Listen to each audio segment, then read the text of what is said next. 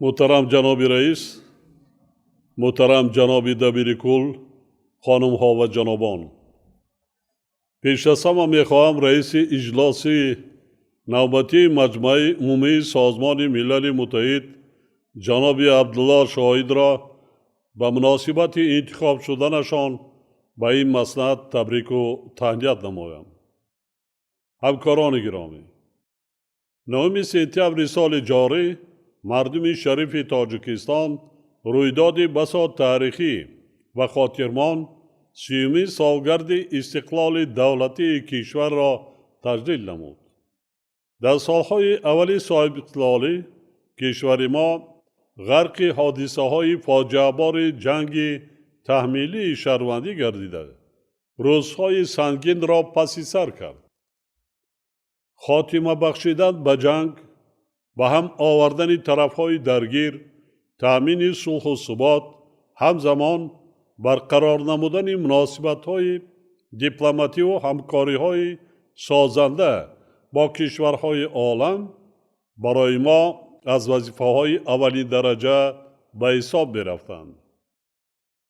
نوابسته از دشواری‌های موجوده، محض به شرافت سیاستی درهای گشاده و صلح‌جویانه به ما میسر شد که در عرصه جهانی جایگاه سزاوار خود را پیدا و رشد استوار کشور را تأمین نماییم.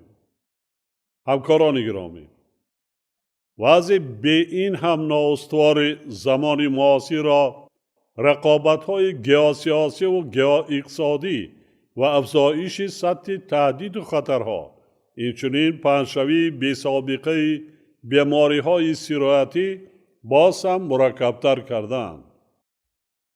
چون این حالت مسئولیت دولت‌ها را برای راه‌اندازی سیاست دوراندیشانه و هماهنگ جهت حل فراگیر مشکلات معاصر دوچند می‌گرداند. نقش سازمان‌های بین المللی و منطقوی، خصوصاً سازمان ملل متحد و نهادهای تخصصی آن در امر پیدا کردن راه‌های حل باثمر مشکلات جهانی معاصر کلیدی میباشد. جناب رئیس، تحولات اخیر در افغانستان که به بحران سیاسی و بشری و اداره دولتی ربط میگیرد، تهدید جدی به امنیت و ثبات منطقه می باشد. وضع بحرانی افغانستان که با تاجیکستان قریب 1400 کیلومتر سرحد مشترک دارد، حکومت و مردم کشور ما را به تفاوت گذاشته نمی تواند. به سر قدرت آمدن حرکت طالبان که در فهرست گروه های تروریستی شورای امنیت سازمان ملل متحد قرار دارد، روند به این هم مرکب گیاسیاسی منطقه را باز هم پیچیده کرده است. از سوی حرکت طالبان اجرا نگردیدن وعده های قبلیشان آید به تشکیل حکومت فراگیر همه شمول با اشتراک وسیع نیروهای سیاسی و قومی افغانستان باعث نگرانی جدی گردیده است. تاجیکستان همه گونه بیقانونی، ظهورات کشتار و غارتگری و ظلم و تعقیب را علیه مردم افغانستان قطعاً محکوم می نماید. متاسفانه سازمان‌های حامی حقوق بشر نسبت به پایمال گردیدن حقوق دیگر قوم و ملت‌های ساکن افغانستان و آزادی‌های شهروندان آن کشور، بخصوص زنان و کودکان، خاموشی را اختیار کردند و در این مورد سخنی هم بیان نمی‌کنند. چنانکه در حادثه‌های ولایت پنجشیر افغانستان ما شاهد نقض فاجعه بار حقوق بین المللی انسانی گردیده ایستاده ایم. با مردم پنجشیر دسترسی به آذوقه‌واری، دیگر مواد مورد نیاز اولین درجه اینچنین کمک‌های بشردوستانه بسته شده. حتی نهادهای تخصصی سازمان ملل متحد و کمیته بین المللی صلیب سرخ تا حال نمی‌توانند جهت اجرای عهده‌داری‌های بشردوستانه خود به منطقه پنجشیر وارد شوند. وضعیت با وجود آمده فاجعه گومانیتری به حساب می رود. شدت روزافزون مبارزه‌های قومی و گروه‌های اتنیکی در افغانستان عامل دیگری بیشتر ناامن گردیدن وضع سیاسی و امنیتی در کشور همسایه ما می باشد. با در نظر داشت این حالت، راه اندازی مکالمه فراگیر با اشتراک نمایندگان همه قشرهای جامعه افغانستان از شرطهای اساسی برقراری صلح و ثبات پایدار در آن کشور دانسته می شود. در این راستا برابر دیگر قوم‌های این کشور، تاجکان افغانستان نیست که بیش از 46% اهالی این کشور را تشکیل می دهند، حق دارند در امور دولتداری جایگاه شایسته داشته باشند. جناب رئیس، ما به کارهای داخلی افغانستان دخالت نمی کنیم، ولی بر این باوریم که برای حل مناسب مشکلات سیاسی و امنیتی کشور همسایه باید حکومت فراگیر توسط انتخابات و اراده مردم این کشور با اشتراک نمایندگان همه گروه‌های سیاسی و اقلیت‌های ملی و قومی تشکیل کرده شود. همین ترتیب ضرور می‌دانیم که ساخت دولتداری در آن کشور از راه رای‌پرسی و با در نظر داشت موقع تمام شهروندان کشور معین کرده شود. تأسیس همه گونه حکومت بدون به اعتبار گرفتن منفعت‌های کل مردم افغانستان می‌تواند باعث عاقبت‌های فلاکتبار در این کشور گردد. طی جنگ تحمیلی و ناآرامی بیش از 40 ساله که مردم افغانستان برای سر زدن اینها گناهی ندارند، افغانستان به میدان بازی‌های گیاسیاسی مبدل گردید و از عاقبت‌های آن تمام جهان از طریق حادثه‌های مدهش سپتامبر سال 2001 خوب آگاه است. افغانستان جبردیده و ملتی به ما دوست و برادر آن نباید دیگر باره به ورطه جنگ‌های خونین تحمیلی کشیده شود.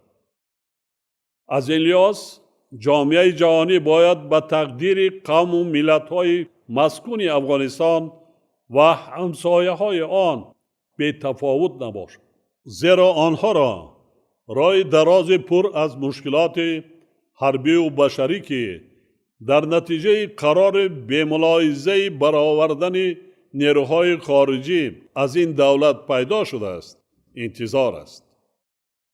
و همچون همسایه نزدیک همیشه جانبدار حل و فصل فراگیر قضیه افغانستان و احیای صلح و ثبات پایدار در این کشور می باشیم و من بعد نیز در این موقع خویش استوار خواهید بود.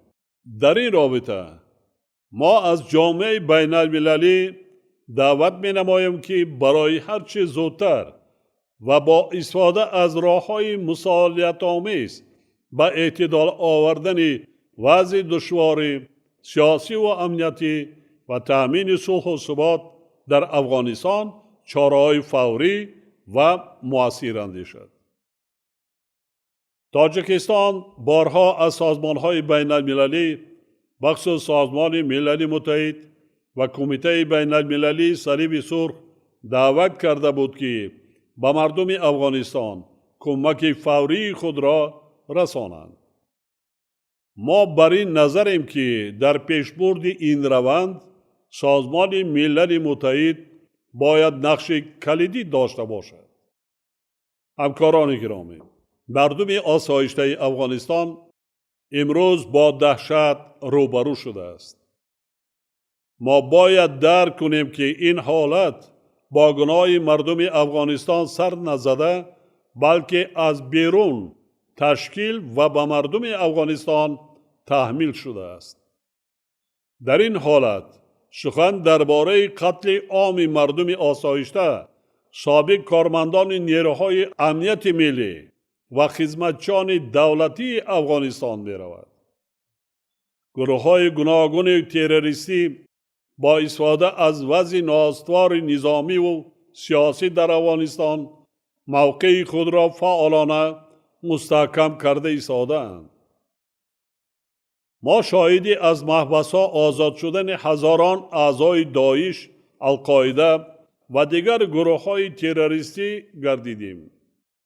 یعنی جای نگرانی و تأسف است که امروز افغانستان در راه دیگرباره به لانه تروریسم بین المللی تبدیل یافتن قرار دارد. تاجیکستان که بنابر موقع جغرافی خود در خط پیش مقاومت با خطر و تهدیدهای معاصر از قبیل تروریسم و افراطگرایی، تندگرایی، معاملات غیرقانونی مواد مخدر و دیگر جنایتکاری‌های متشکل فرامرزی قرار دارد، با ادامه سعی و تلاش‌های خود جهت پیشگیری از پهن‌شوی آنها دستگیری جامعه جهانی را در این روند ضرور می‌شمارد. همکاران گرامی، تاجیکستان به منظور تأمین صلح و ثبات پایدار سرتاسری با شریکان خود و سازمان‌های بین المللی، بخصوص نهادهای دخلدار سازمان ملل، پیوسته اقدام‌های مشترک را راه اندازی می‌نماید. تطبیق موفقانه استراتژی ملی جمهوری تاجیکستان آید به مبارزه با تروریسم و افراطگرایی برای سالهای 2016-2020 جهت تهیه و قبول استراتژی نوی مقاومت با تروریسم و افراطگرایی در تاجیکستان برای 5 سال آینده زمینه مساعد فراهم آورد. مقاومت با گردش غیرقانونی مواد مخدر، ماده‌های پسیخوتراپی و پریکورسورها که درآمد از معاملات آنها یکی از منبع‌های اساسی مبلغ‌زایی تروریسم بین المللی می باشد، اقدام‌های مشترک و تلاش‌های هم آهنگ شده جامعه جهانی را تقاضا می‌کند. جمهوری تاجیکستان که ضمن تطبیق استراتژی ملی مبارزه با گردش غیرقانونی مواد مخدر برای دوره تا سال 2020 در این جاده تجربه کافی کسب کرده است. در مقاومت با این ظهورات نامطلوب در سطح‌های منطقوی و بین المللی نیز حصه‌گزار است. با در نظر داشته اصول و روش‌های معاصر مبارزه با این پدیده‌ها و با مقصد پیاده کردن سیاست ثمره‌بخش در این سمت، نیمه اول سال جاری ما استراتژی ملی آید به نظارت مواد نشه‌آور برای سالهای 2021-2030 را قبول نمودیم. جناب رئیس، ما در تاجیکستان قدر و قیمت صلح و اهمیت حفظ و حمایه آن را خیلی خوب درک میکنیم. ما از تجربه مثبت همکاری‌های کشور با سازمان ملل متحد در این راستا قناعتمندیم. از اینجاست که تاجیکستان همیشه از فعالیت صلح آفرینی سازمان ملل متحد پشتیبانی کرده است و این بعد نیز سعی و تلاش خواهد کرد که در برقرارسازی و پایداری صلح و ثبات در منطقه‌های گرفتار نزاع سهمگزار باشد. ما عزم داریم که در آینده در همکاری با دپارتمنت عملیات‌های صلح آفرینی سازمان ملل متحد شماره افسران خود را برای حصه‌گذاری در این روند زیاد نماییم.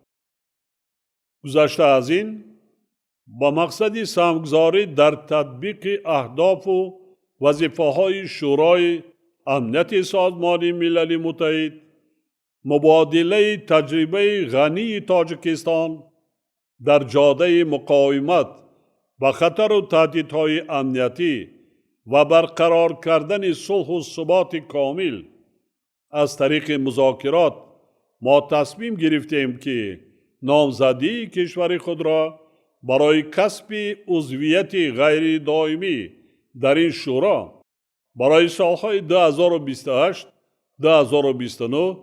پیشبری نماییم. ما در این راستا آماده همکاری با همه کشورهای عضو سازمان ملل بوده امیدواریم که آنها از نامزدی تاجیکستان پشتیبانی خواهند کرد. همکاران گرامی، بیماری کووید 19 و موجهای باز هم خطرناک پهن‌شوی آن در برابر تهدیدهای امنیتی و مشکل‌های عمده ذکر شده همانا سبب نگرانی ما می باشد. این بیماری که در ابتدا همچون بحران ساحه تندرستی شروع گردیده بود، باعث بحران جهانی اقتصادی گردیده است. جمهوری تاجیکستان با درک اهمیت همدستی کشورها در رفع عاقبت‌های ناگوار اقتصادی و اجتماعی پاندمی از نقشه عمل فراگیر دبیرکل سازمان ملل متحد جهت واکنش به پهن‌شوی کووید 19 استقبال می نماید. ما اینچنین از سعی و کوشش‌های سازمان و بنیادهای مختلف و برنامه‌های سازمان ملل متحد از جمله سازمان جهانی تندرستی برای دسترس کردن واکسن علیه این بیماری و رسانیدن کمک‌های فوری و دراز مدت به دولت‌های عضو پذیرایی می‌کنیم. نشان دهنده‌های اقتصادی و مالیوی کشورها و عاقبت‌های ناگوار کووید 19 تطبیق سریع هدف‌های رشد استوار را بخصوص برای دولت‌های رو به رشد و سست ترقی کننده طولانی می‌گرداند. از این لحاظ ما با درک نقش مهمی سازمان ملل متحد در تطبیق با ثمر و سریع این اهداف اطمینان داریم که 10 ساله بین المللی عمل برای هدف‌های رشد استوار 2020-2030 جهت پیدا کردن راه‌های ثمربخش حل مشکلات جهانی از جمله تغییریابی اقلیم، فقر، نابرابری گندری و مبلغ‌زاری مساعدت خواهد کرد. همکاران گرامی، مشکلات مربوط به تغییریابی اقلیم نیز در راه رسیدن به هدف‌های رشد استوار در کشورهای گوناگون از جمله تاجیکستان مانع جدی ایجاد می‌نمایند. تاجیکستان که 93% حدود آن از کوهستان عبارت میباشد، در برابر دیگر کشورهای منطقه از تغییریابی دور هیدرولوژیکی باعث آبخیزی و خشکسالی‌های شدید گردیده و ذخیره‌های آبی و انرژتیکی و امنیت آزقواری تأثیر منفی رسانیده ایستاده است، نگران میباشد. متاسفانه کشور ما در نتیجه آفت‌های طبیعی مربوط به آب همه ساله صدها میلیون دلار آمریکایی زیان دیده. در اکثر موردها آفت‌های طبیعی سبب مرگ آدمان و از بین رفتن انفراستراکچور حیاتاً مهم می‌شوند. ما امروزها در عرصه جلسه 26 طرف‌های کنونسیون سازمان ملل متحد عاید به تغییریابی اقلیم قرار داریم. بر این باوریم که جلسه مذکور برای دسترسی به هدف‌های سازشنامه پاریس و صورت بخشیدن به تلاش‌های جامعه جهانی در مبارزه با تغییریابی اقلیم سهمی باریز خواهد داشت. یکی از پیامدهای جدی این روند آبشوی پیریخ‌ها میباشد. در نتیجه تغییریابی اقلیم و گرمشوی بی‌سابقه هوا از 13,000 پیریخی در کوهسار تاجیکستان موجوده تا امروز بیش از 1,000 آن پر آب شده است. طبق آمار دسترس تنها پیریخ فیچنکه در جمهوری تاجیکستان طی 10 سالهای آخر تا به 11 کیلومتر مربع با تلفات 2 کیلومتر مکعب یخ کاهش یافته است. این همه در حالی است که تا 60% ذخیره‌های آب آسیای مرکزی از پیریخ‌های تاجیکستان سرچشمه می‌گیرند. کشور ما از روی پرتوهای قیاسی دو اکسید کربن در جهان جای 135 را اشغال می‌نماید و 96% قوه برق خود را در نیروگاه‌های برقی آبی استحصال می‌کند.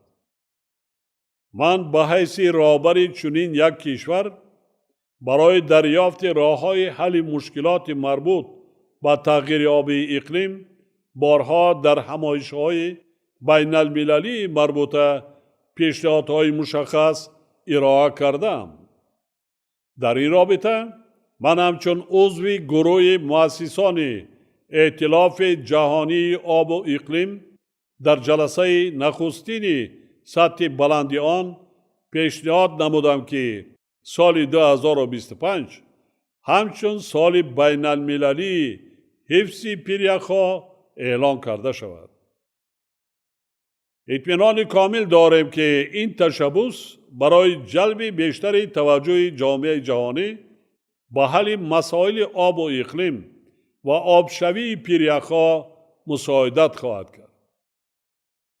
تأسیس بنیاد بین المللی حفظ پیریخ‌ها تحت سرپرستی سازمان ملل متحد اقدام دیگری می باشد که تطبیق آن می تواند برای آموزش فراگیر و پیشنهاد راه‌های مؤثر حل این مشکلات جهانی زمینه گذارد. جناب رئیس، تاجیکستان توسط پیشبرد مسائل مربوط به آب و اقلیم در روزنامه جهانی رشد و پیشنهاد قطعنامه‌های دخلدار سازمان ملل متحد آید به این مسئله ها همچون کشور تشبثکار و پیشصف اعتراف شده سهم باسزای خود را در این روند می‌گذارد. امروزها 10 ساله بین المللی عمل آب برای رشد استوار 2018-2028 که با ابتکار تاجیکستان از جانب سازمان ملل متحد اعلان شده است مورد تطبیق قرار دارد. جامعه جهانی با کنفرانس سازمان ملل متحد آید به بازنگری فراگیری میان مهلت این 10 ساله که سال 2023 در شهر نیویورک برپا می گردد با امید می نگرد.